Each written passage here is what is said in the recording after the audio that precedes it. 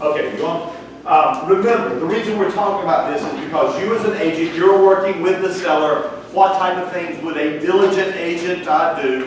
Fill out the listing agreement correctly, go over agency disclosures correctly. Now it's time to measure the house. And as I've told you many times, and this really makes me mad when I'm dealing with agents, because this is very well defined, how we measure square footage. If you had to pay an expert to do it, it's relatively inexpensive, usually 75 to 125 bucks, usually something like that, to pay an expert to do it. The Real Estate Commission does not require that you measure square footage. Believe it or not, they don't require that you measure square footage. So you say, well, why would I do it then if I'm not required to? Our MLS, it's a required field in the MLS. So here's what the commission says. If you make a representation, it better be accurate. And it better be accurate according to the rules that we're getting ready to talk about right now. We actually have a little booklet that tells us the square footage guidelines in North Carolina. So this is not some vague description. You follow these rules, do it this way, and you should be okay. Let me talk to you about what some of those rules are. The first important rule in North Carolina is measuring heated living area, which is also heated square footage, okay, is an exterior measurement. I want you to think about that for just a second. It's an exterior measurement, which includes, it automatically includes the thickness of what? The walls. Is that fair or unfair? I don't care. It's what the rule is, okay? And everybody does it the same way. Therefore, it will all even out over time. So it's an exterior measure, okay? To determine whether it is heated living area, it must follow these three rules. It must be heated. To qualify as heated living area, it must be heated. That one wasn't hard, was it? Okay. However, there is a trick to this. When we say heated, well, let me describe what heated means first. It means heated by some type of system that you could start, walk away from, come back 2 weeks later, and it's safe. That's my description. That's not technically what the word is, but it's some type of traditional heating system. In other words, a kerosene heater is not going to do it, because it's going to run out of kerosene, and that's not going to be fine. A wood stove is not going to be sufficient because you constantly have to stoke the wood stove. A furnace, a heat pump, these things that you can turn on and leave running, they're probably all going to be fine. Traditionally heated, but listen closely, heated does not mean air conditioned. There is no requirement in North Carolina that a house be air conditioned to be heated living area. Does that make sense? Okay, that wasn't hard at all. Number two, to qualify as heated living area, it must be traditionally finished. And what I mean by traditionally finished is just simply traditionally finished for indoor use. Okay? I'm not telling you what type of floor coverings you have to have. I'm not telling you what type of wall treatments you have to have. I'm just saying it should be finished as if it were to be used for indoor use. Insulated walls, covered floors, finished ceilings, things like that. In other words, if you have exposed beams in your ceiling, it's because it's an architectural style, not because you didn't insulate the top of the house. Okay? Heated, finished. And here's the one that most people don't understand, but it's actually not that difficult once you visualize it. It must be directly accessible from another heated living area of the house. How do you spell accessible? Is it two S's or one? Two S's. Two S's. To qualify as heated living area, it must be heated, finished, and directly accessible from another heated living area of the house. Do any of you have a basement in your house? Okay. How do you get to your basement? There's a door in the house. A door in the house from the kitchen? From the hallway. From the hallway? Okay. Describe it a little bit more. I'm thinking about staking out your house. No. Okay, so your house is heated, right, from the hallway. You open up a door. Are the stairs traditionally finished and heated? Yes. You get down to the basement. Is it heated, finished, and directly accessible from another heated living area of the house? Yes. I would qualify your basement as being heated area.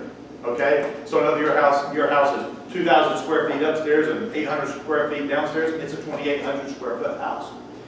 Interestingly enough, it is, in the example I just gave, 800 square feet below grade. The basement is below grade, but having said that, it's still heated living area because it meets those rules, right? Well, what about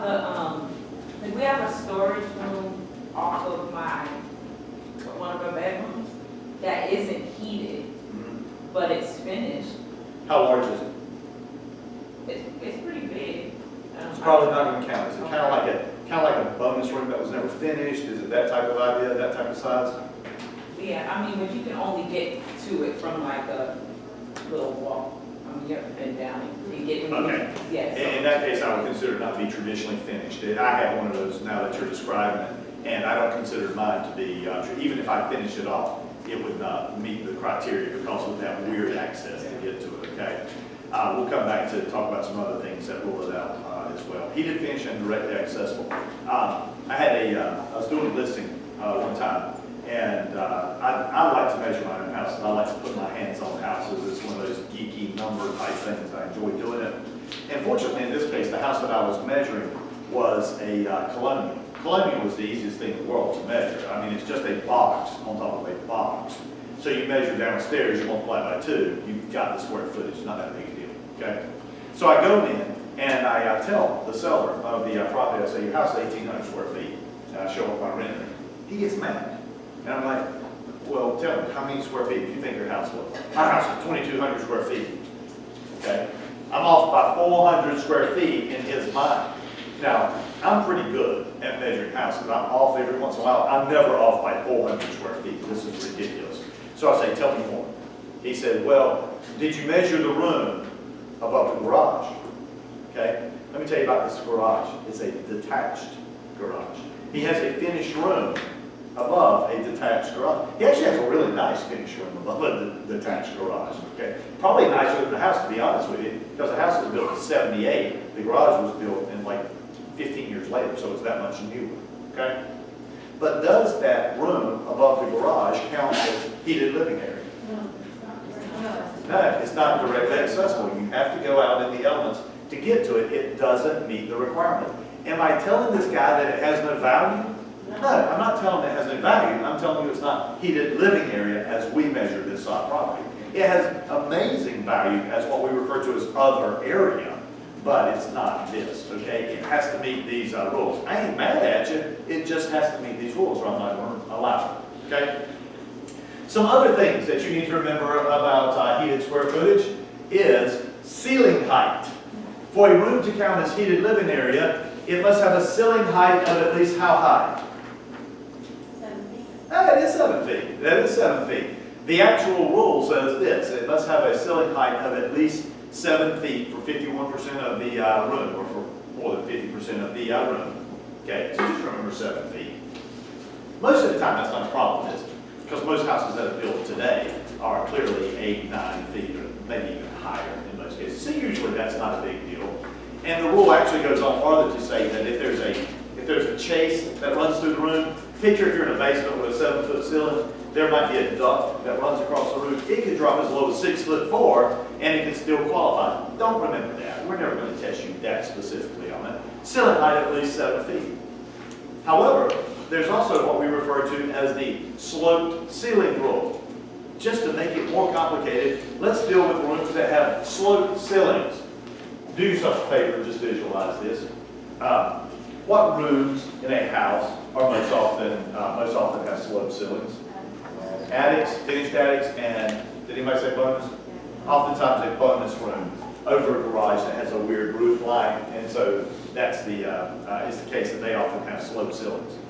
What do I want you to remember about the slope ceiling rule? It is this. If at least 50% of the room is 7 feet or higher, you can count any area that has a ceiling height of at least 5 feet. So I want you to associate 5 feet with the slope ceiling rule. All right, Jared, I lost you there right at the end. If it has at least half of the room has a ceiling height of 7 feet, you with me so far? Then you can count any area that has a ceiling height of at least 5 feet. Are you picturing it yet? All counts as 7 feet. Say again, I'm sorry. So basically all counts. It all counts as living area, yeah.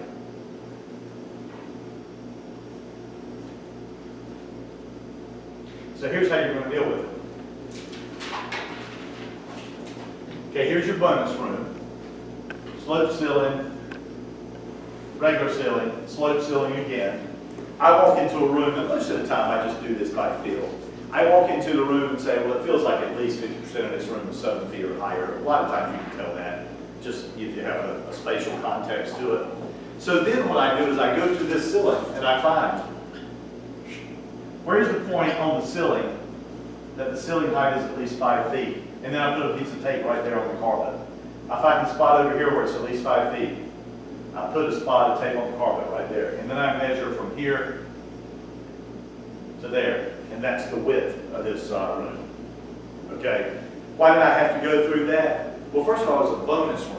And it's hard to do an exterior measurement on a bonus room because they're often oddly set on top of a garage. And because it had a sloped ceiling, I had to follow another separate rule. At least 50% 7 feet or higher. I can count anything that's 5 feet or greater. What do I want you to remember? Associate 5 feet with the sloped ceiling rule. You okay with that? Yeah. Okay, so let's go back to the fact that we're talking about exterior walls. Now, you're doing these measurements from inside the room. You picked up on something. So, No, is there? no. I'm measuring the outside. I'm measuring from the outside. Oh, However, there are some rooms that you can't measure from the outside, aren't there? This bonus room, I can't measure from the outside. right. Okay? You hit on a very important point. So then I ask you then, what about closets? Closets and utility ducts and things like that count as heated living area, because remember, it's an exterior measurement, right? Okay. Okay, I'll give you another example of that in just a moment, something you might not have thought about, but it's very, very visual. But let me stay with your first comment, because it's actually very, very important. If you are doing an exterior measurement, but you have to do it inside the house, what do you think you need to do every time you hit an exterior wall? Add how much? Why 6 inches? Because you're not accounting for the wall depth. Because the commission says so. In other words, don't worry about what the thickness of the wall is. The rule is 6 inches. If you hit what would otherwise be an exterior wall, 6 inches is what we actually put in print in the book. Okay? Now, Ebony, let me make it really, really complicated to you. And at this point, I really just want you to memorize numbers for the exam, because to learn how to measure a house, you kind of have to go out and measure a house. It's my thinking that you need to really put your hands on it to be able to visualize it in 3 dimensions. When I go out and measure a house, it's my favorite part of the job is measuring a house. Because I've already told you, when I'm doing listing presentations or working with buyers, I can care less about what color you're going to paint it, what materials you want, all that type of stuff. But when I walk into a house to do a measurement, I'm like CSI, buddy. I'm like, doo-doo-doo-doo-doo. And I'm just trying to figure out how I am going to represent this house from a square footage standpoint. So to me, that's the part I like. When you have to do an exterior measurement from the inside of the house, every time you hit what would be an exterior wall, you add 6 inches. That's the rule, right? Now let me show you why it gets interesting. You remember this bonus room we're in right here? Okay. If I reach a ceiling height of 5 feet, I put a spot on the wall and measure, right? Watch this.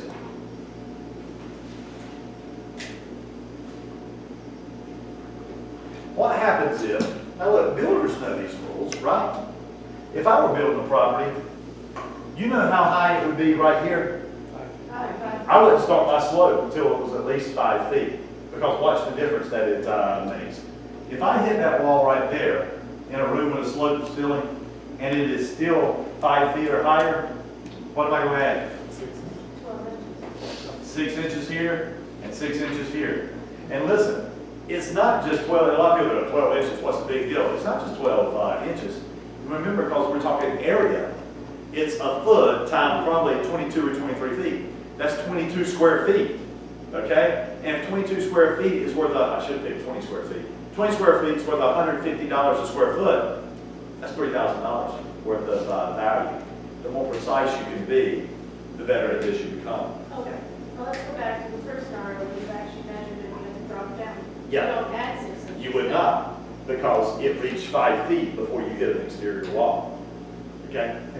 What if one side of the slope is less height than the other, or if they're uneven? Yeah, you see that a lot in the Cape Cod. Some Cape Cod on the upstairs, you're going to have a wall back here that's virtually straight, and then it comes out and it does this. So you find a spot right here, 5 feet, measure to that exterior wall, add 6 inches there, stop right here. So Okay. you do add it on the side that's above 5 feet? Yep. Okay. Yeah, yeah. And like I say, this is so much easier to do when you're in a house and you can visualize all this.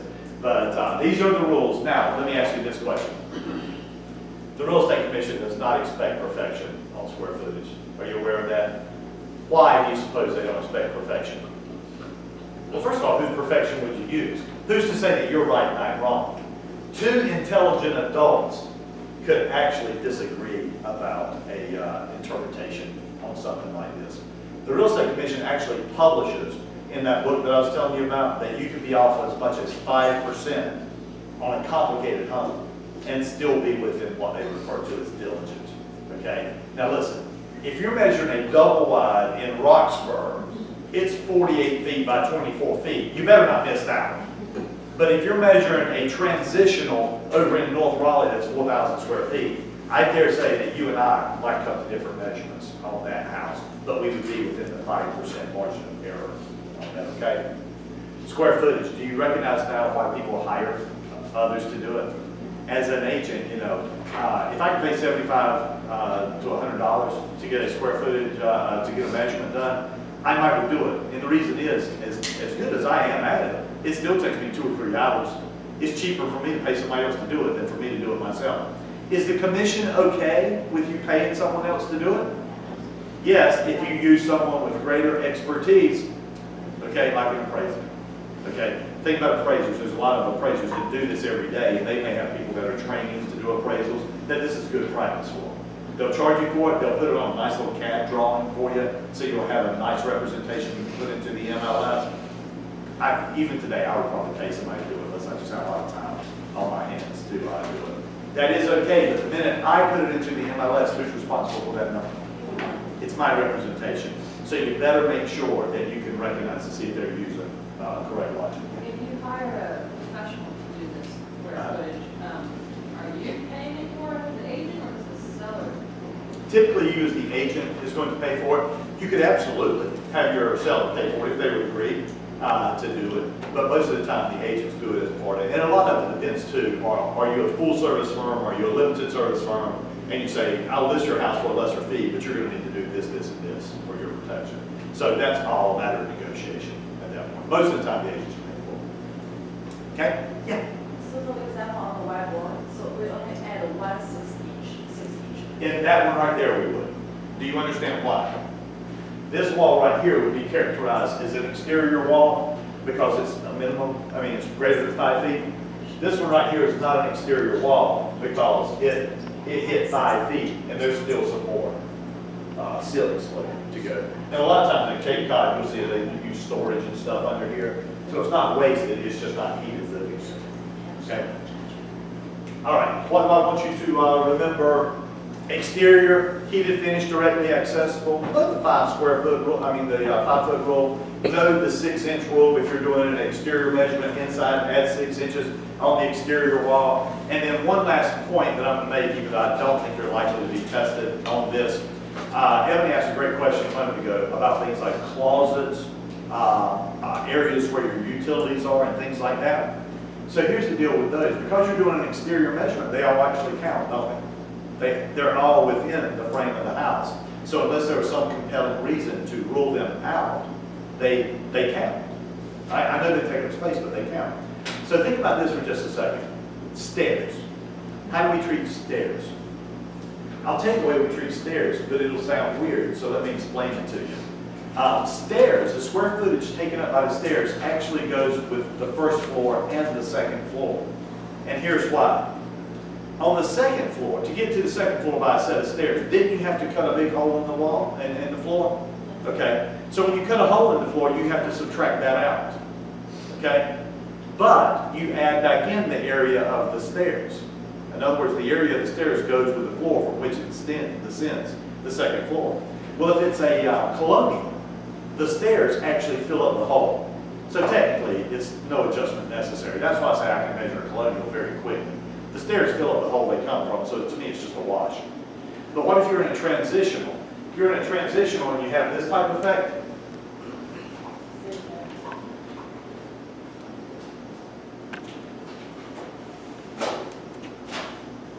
the first floor is going to be very easy. It's just, let's say it's 58 by 40, whatever it is, and then the upstairs is a box on top of it. We'll make it very simple, but there's an open area to the second floor, like an open living room, so you can look down from here. I've always wanted to have a house like this, because you know what I'd do if I had a house like this? Here's what I'd do.